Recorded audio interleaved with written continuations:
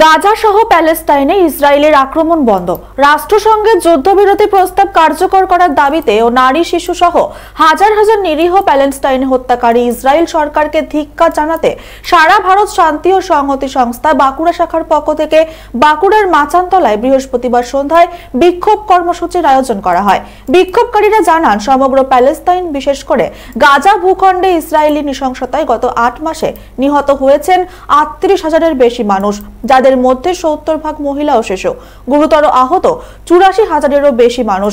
বোমা বর্ষণে গুড়িয়ে দেওয়া হয়েছে প্রায় সব হাসপাতাল, শিক্ষা প্রতিষ্ঠান ও বসতবাড়ি। রাষ্ট্রসংঘের যুদ্ধ বন্ধের প্রস্তাব, আন্তর্জাতিক বিচারালয়, আন্দোলনের অপরাধ আদালত সমস্ত অনুরোধ ও নির্দেশকে কোনো গুরুত্ব না দিয়ে গণহত্যা চালিয়ে যাচ্ছে ইসরায়েল। মার্কিন যুক্তরাষ্ট্র ও ব্রিটেনের মদতে ইসরায়েল উঠে পড়ে লেগেছে পৃথিবীর মানচিত্র থেকে প্যালেস্তাইনের নামটা মুছে দিতে।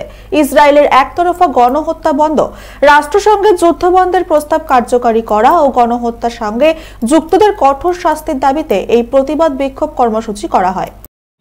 অবিলম্বে ইসরায়েল বিশেষ করে গাজা ভূখণ্ডে গণহত্যা বন্ধ করতে হবে। সেখানে ইতিমধ্যে 38,000 মানুষকে বোমাবর্ষণ করে খুন করা হয়েছে, 84,000 মানুষ তারা আহত হয়েছেন, 100 স্কুল বাড়ি, হাসপাতাল, শরণার্থী শিবির ভেঙে দেওয়া হয়েছে।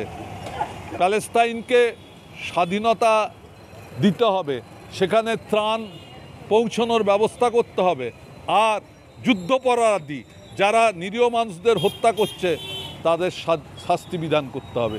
এই দাবিগুলোকে সামনে রেখে প্যালেস্তাইনের মানুষের প্রতি সংহতি জানিয়ে সারা ভারত শান্তি ও সংহতি সংস্থার বাঁকুড়া জেলা প্রস্তুতির কমিটির পক্ষ থেকে আমরা ধিক্কার সভা, প্রতিবাদ সভা সংগঠিত করলাম। বাঁকুড়া থেকে নবেন্দ্র হাটের রিপোর্ট, চ্যানেল 24/7।